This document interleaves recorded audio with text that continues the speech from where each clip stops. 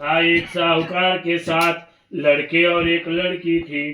सेठानी के सहित उसकी बहुओं और बेटी ने करवा चौथ का व्रत रखा था। रात्रि को साहूकार के लड़के भोजन करने लगे तो उन्होंने अपनी बहन से भोजन के लिए कहा। इस पर बहन ने उत्तर दिया, भाई अभी चांद नहीं निकला है, उसके निकलने पे मैं अर्घ देकर भोजन करूंगी। बहन की बात सुनकर भाइयों ने क्या काम किया कि नगर से बाहर जाकर अग्नि जला दिया और छन्नी ले जाकर उसमें से प्रकाश दिखाते हुए उन्होंने बहन से कहा, बहन चांद निकल आया है, अर्घ देकर भोजन जीम लो। यह सुन उसने अपनी भाभियों से कहा कि आओ तुम भी चंद्रमा को अर्घ दे दो लो, परंतु वे इस कांड को जानती थे।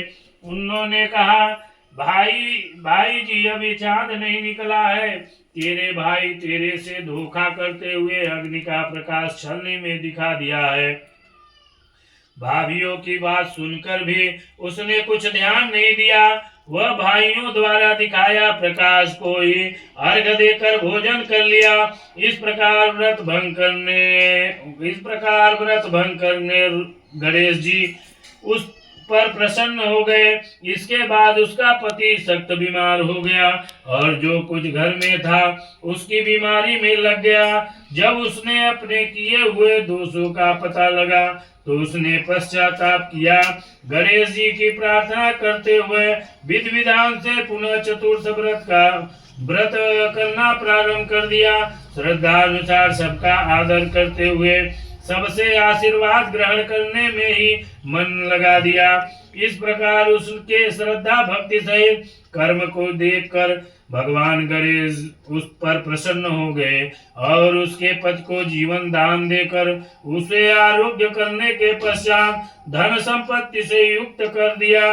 इस प्रकार जो कोई छल कपट को त्याग कर श्रद्धा भक्ति से चतुर्थी का व्रत वे सब प्रकार से सुखी होते हुए क्लेश से मुक्त हो जाएगा। दूसरी कथा सुनिए। गणेश जी विनायक जी की कहानी। एक अंधी बुढ़िया थी जिसका एक लड़का और लड़के की बहू थी। वो बहुत गरीब था। वह अंधी बुढ़िया नित्य प्रति गणेश जी की पूजा किया करती थी।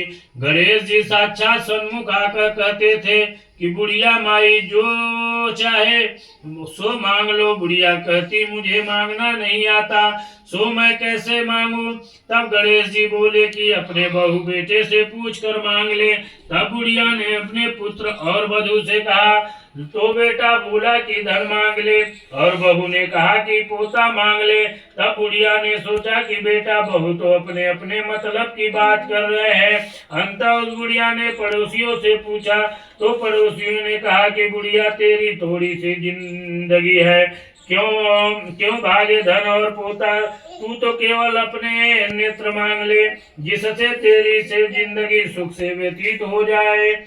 इस बुढ़िया ने बेटे और बहू तथा पड़ोसियों के बात सुनकर घर में जाकर सोचा जिससे बेटा बहू और मेरा सबका ही भला हो वह भी मांग लो और अपने मतलब की चीज मांग लो।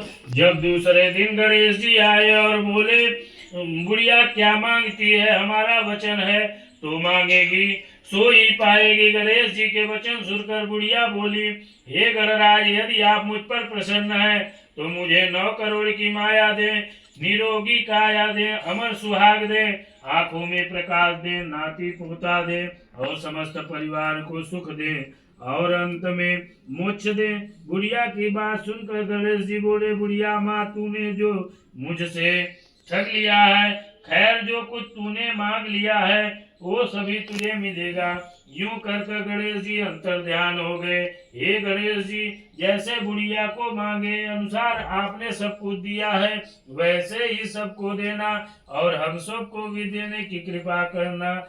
बोलिए श्री गणेश जी भगवान की जय। गोविंद मेरो है गोपाल मेरो है, गोविंद मेरो है गोपाल मेरो है, श्री बांके बिहारी नंदलाल मेरो है, श्री बांके बिहारी नंदलाल मेरो है विघ्न हरण गणराज जी काटो सकल कलेश दया दास पर कीजियो श्री गौरी पुत्र हमें विघ्न हरण मंगल करण श्री गणपति जी महाराज प्रथम पूजन आपका मेरी राखो सदा ही लाल बोलिए गणेश जी भगवान की जय बोलिए वृंदावन बिहारी लाल की जय।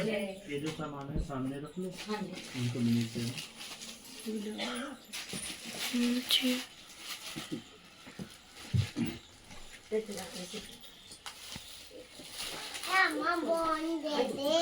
नहीं देंगे कपड़ों में कुछ दक्षिणा सी रख लो।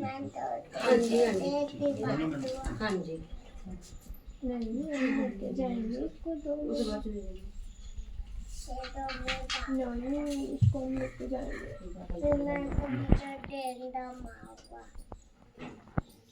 हाँ लगा 3 बार बोलो ओम विष्णु नमः ओम विष्णु नमः ओम विष्णु नमः ओम विष्णु विष्णु विष्णु नमः श्री महापुरुष सदा के प्रवर्तमान सदत ब्राह्मण द्वितीय प्रादे श्री श्वेत द्वारा कल्पे वैवस्वनुतरे अष्टादशमी युगे कलियुगे कलि प्रथम चढ़ के बोले के जम्मू द्वीपे भारतवर्ष भारत खंडे आर्यवर्तांत चंडीगढ़ क्षेत्र मंसा देवी बदता देवी जनन सुदर्शन वर्षारित महामांगल कार्तिक मासे कृष्ण पक्षाम वार रविवार वासुराम सरस्वती विशेषणाम चतुर्थ्याम सुपुण्यतम गोत्र से अपना गोत्र बोल देना जी अपना नाम बोल देना आप अपना नाम बोलो आप ठीक है सब सपरिवार आप गोत्र बोल दिए ना सपरिवार हाँ ना ये आप वहाँ ससुराल वाला गोत्र जो ये बोल दिए वही होगा जब शादी के बाद ना ससुराल वाला गोत्र बोला जाएगा शादी के पहले आपका